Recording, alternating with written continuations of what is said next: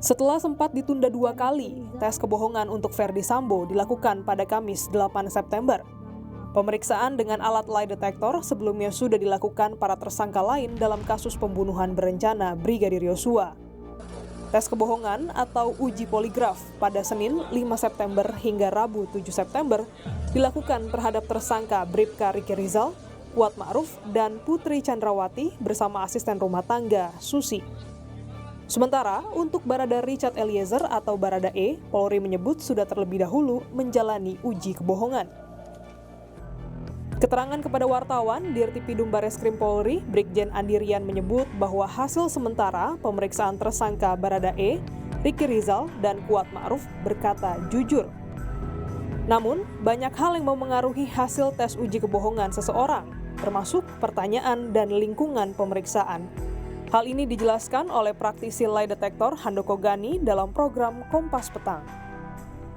Banyak hal yang mempengaruhi. Satu, pasti dari si examinernya sendiri, certified polygraph examiner, kemudian dari examiningnya, yaitu dalam hal ini mungkin Bang Sambo, kemudian dari lingkungan, ruangan tempat dilakukannya, kemudian dari pertanyaannya juga bisa.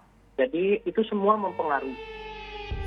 Sebelumnya, Polri sudah menyebut alat lie detector atau alat uji kebohongan poligraf memiliki tingkat akurasi 93%, meski rata-rata tingkat akurasi 87%. Ini artinya pemeriksaan lie detector dapat menjadi pertimbangan penyidikan. Namun seperti diketahui, sebelumnya ada perbedaan keterangan antara Ferdy Sambo dengan Barada E, termasuk soal penembakan Brigadir Yosua. Rekonstruksi pun sudah dilakukan berdasarkan keterangan masing-masing tersangka. Selain itu, Ferdy Sambo sebagai sutradara pembunuhan sudah pelin-pelan mengubah keterangan soal pembunuhan Brigadir Yosua, yang juga sudah diakui sang istri, Putri Chandrawati, bahwa dirinya diminta Ferdy Sambo mengubah skenario lokasi kejadian pelecehan. Pada akhirnya, keterangan dan hasil pemeriksaan apapun semuanya akan dibuktikan dan diuji di pengadilan. Tim Liputan, Kompas TV.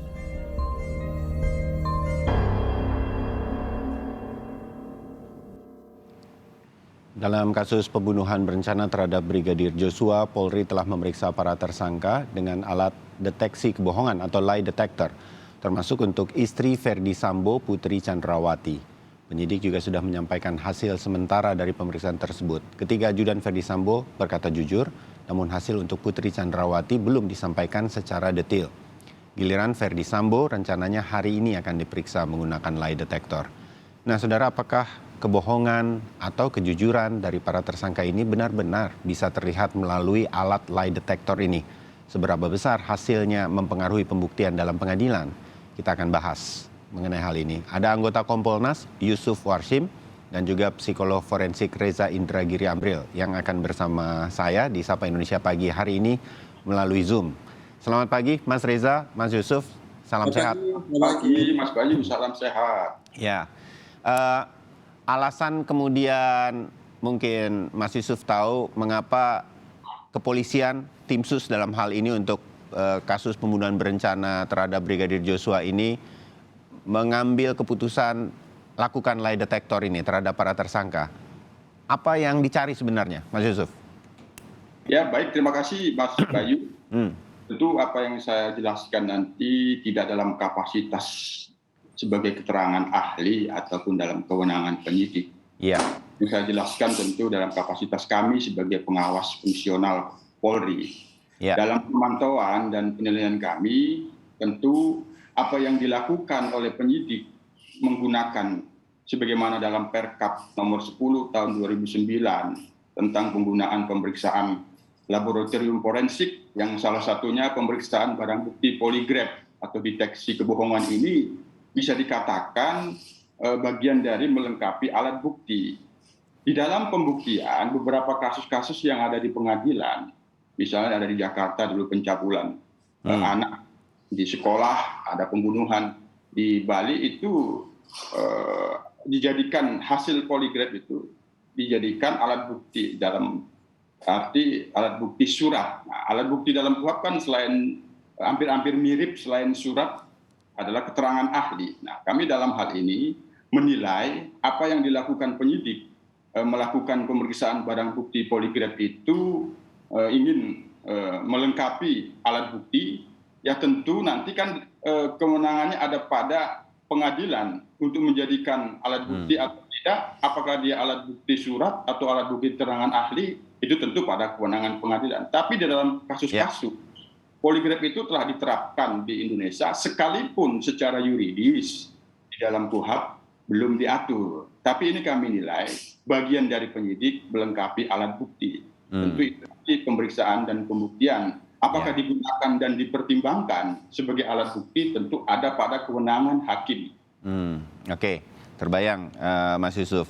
Nah Mas Reza, kalau kita bolehlah pagi hari ini menerka apa yang sebetulnya ingin dicapai dari lie detector terhadap para tersangka untuk kasus pembunuhan berencana ini terhadap Joshua, apa pandangan Anda mengenai tes uji poligraf atau lie detector ini?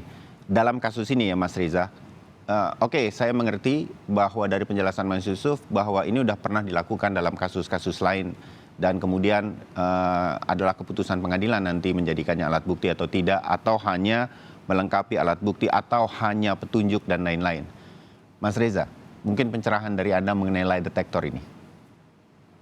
Saya ingin membangun asumsi yang positif bahwa para penyidik tampaknya berusaha untuk merealisasikan atau melaksanakan perintah Kapolri. Penanganan kasus ini harus dilakukan secara saintifik. Dan penyidik tampaknya menganggap bahwa penggunaan lie detector atau alat uji kebohongan itu sebagai sebuah alat yang ilmiah, alat yang saintifik.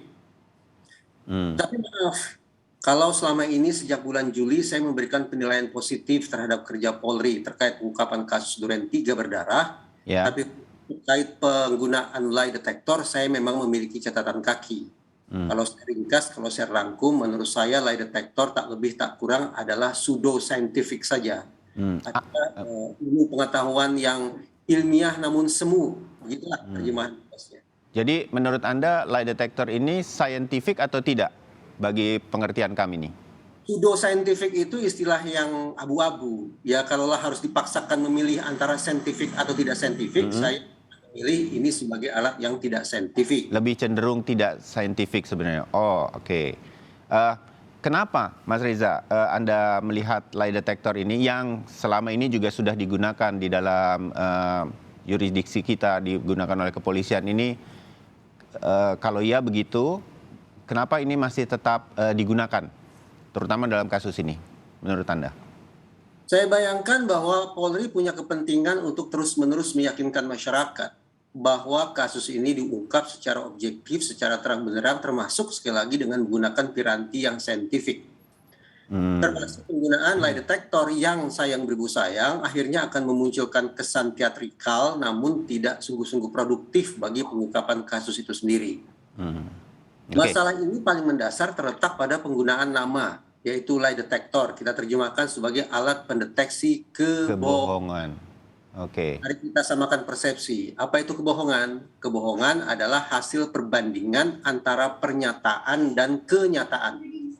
Kalau pernyataan sesuai dengan kenyataan, maka kita anggap bahwa yang bersangkutan berkata jujur atau tidak berbohong.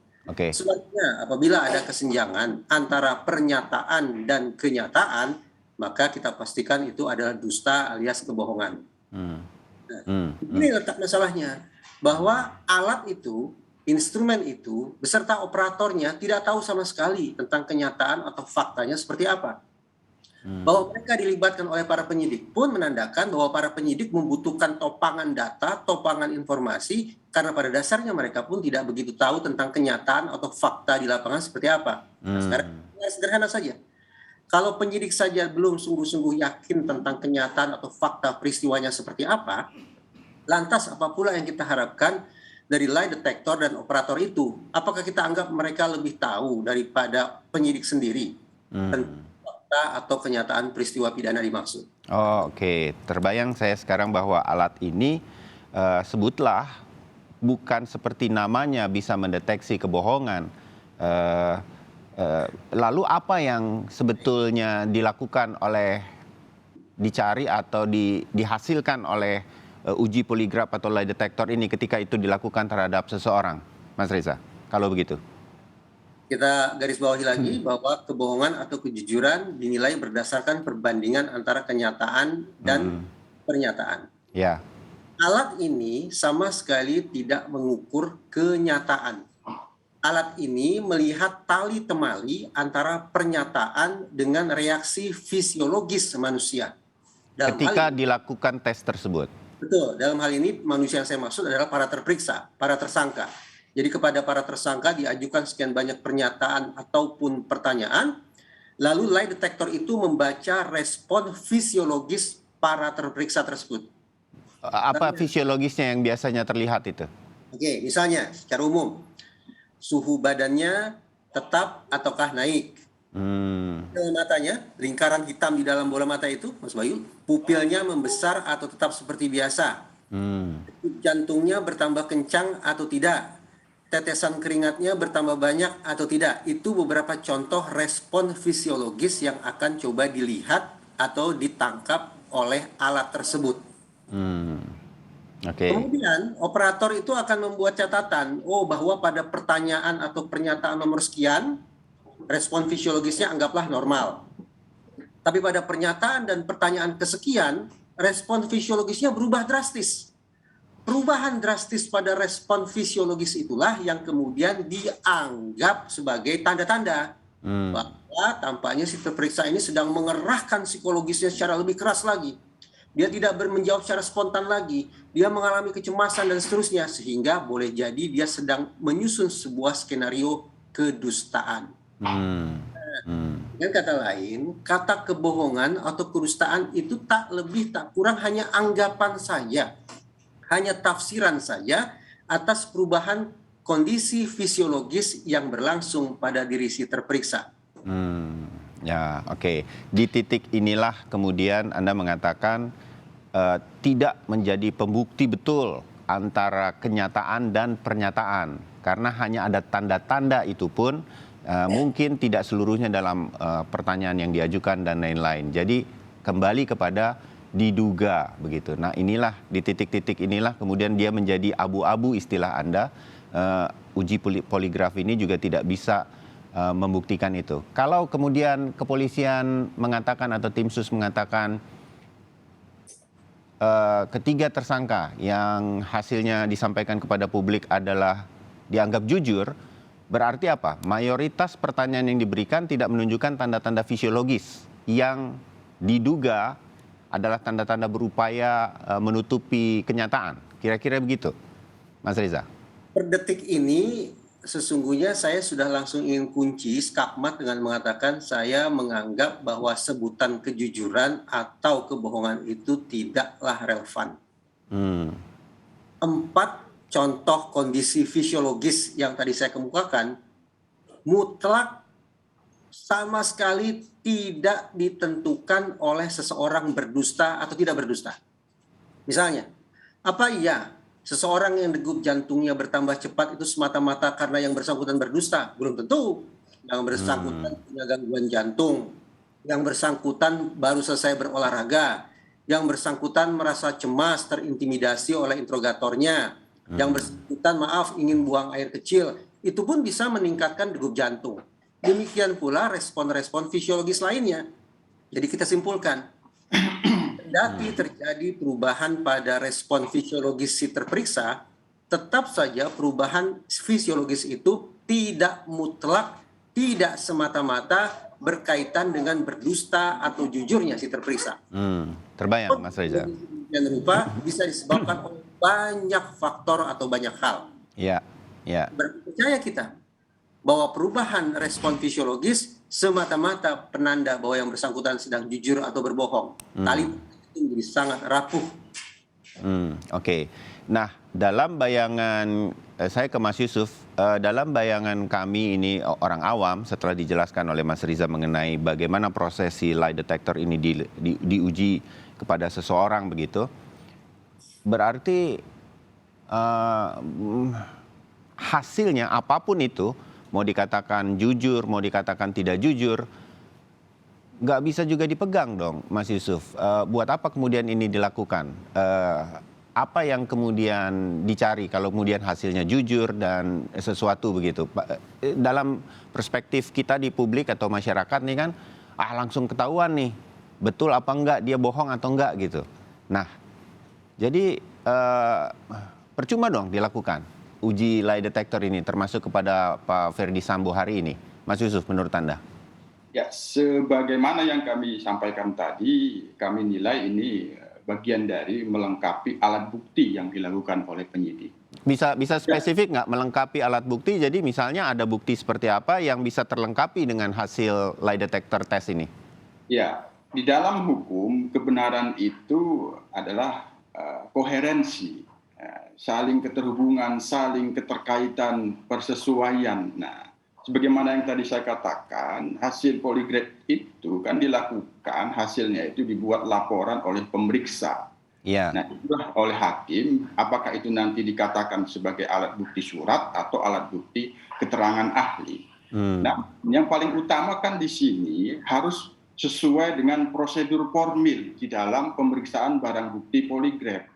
Sebagaimana tentu pedoman dan tata caranya itu sudah sangat rigid diatur di dalam Perkap nomor 10 tahun 2009 tentang pemeriksaan laboratorium forensik yang salah satunya poligraf. Poligraf ini adalah fisika forensik. Nah, yang paling utama itu ada persetujuan dulu dari tersangka ataupun saksi. Tentu terkait dengan tersangka dia tidak boleh membelenggu atau menutupi hak-hak untuk membela diri, hak untuk memberikan keterangan bebas dari intimidasi, hak termasuk juga untuk diam, maka dia dimintakan persetujuan. Terkait dengan kondisi badannya itu juga harus terpenuhi kondisi terperiksa terkait dengan kesehatannya. Maka di situ sebelum dilakukan pemeriksaan poligraf tentu ada penjelasan tentang riwayat kesehatan tersangka ataupun saksi. Termasuk juga laporan hasil pemeriksaan psikologi. Hasilnya bohong ataupun tentu sekali lagi di dalam hukum kebenaran itu adalah koherensi, persesuaian, keterkaitan. Nah, di dalam pembuktian di pengadilan malah katakanlah misalnya tersangka tidak menyetujui untuk dilakukan pemeriksaan. Di dalam beberapa kasus tidak menyetujui itu malah dipertimbangkan hakim itu mengandung kebohongan. Nah, yang bersangkutan tidak memberikan satu penjelasan yang jujur seperti itu. Iya, oke, terbayang. Kami tentu sebagai pengawas fungsional dalam hal ini di dalam menilai apa yang dilakukan penyidik, yang paling utama pemeriksaan barang bukti poligraf itu harus sesuai dengan prosedur. Yang salah satunya adalah adanya persetujuan tersangka atau saksi. Tentu kami sangat paham apa yang disampaikan oleh Pak Reza tadi itu kan terkait dengan substansinya, sejauh mana akurasinya, tentu kan nanti di dalam pembuktian di pengadilan, si pemeriksa sendiri kan akan dimintain keterangannya. Maka disitulah kami katakan dia harus memenuhi prosedur. Kualifikasi sebagai pemeriksa poligraf harus sudah memenuhi syarat. Nah itu yang paling utama. Oleh karena ini kami sekali lagi menilai ini bagian dari penyidik melengkapi bukti. Apakah itu nanti surat ataupun keterangan ahli. Yang itu akan dilakukan persesuaian untuk mendapatkan kebenaran. Apakah yang para tersangka ini melakukan pembunuhan atau tidak, melakukan pembunuhan berencana atau tidak. Itu nanti dilakukan persesuaian sehingga ada koherensi antara keterangan saksi, antara hasil poligraf sendiri. Oke, saya sedikit menggarisbawahi Mas Yusuf, bahwa apakah kemudian Kompolnas kan mengetahui begitu atau paling tidak bisa mencari tahu kalaupun tidak mendampingi secara khusus untuk pengujian lie detector atau penerapan lie detector ini kepada para tersangka, tidak seperti di saat rekonstruksi dan lain-lain begitu. Apakah semuanya masih dalam koridor independen? Kan sangat tergantung dari pengujinya, situasinya dan segala sesuatu ketika ini dilakukan terhadap para tersangka. Ini semua dalam koridor yang independen, kepolisian melakukannya.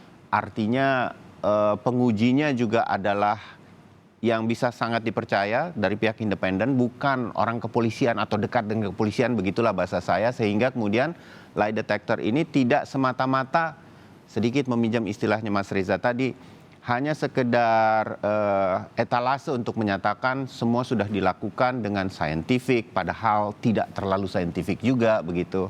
Jadi hal-hal semacam ini kan kemudian jadi muncul ke publik ketika lie detector ini tidak sepenuhnya menebak orang berbohong atau tidak begitu, Mas Yusuf. Ya.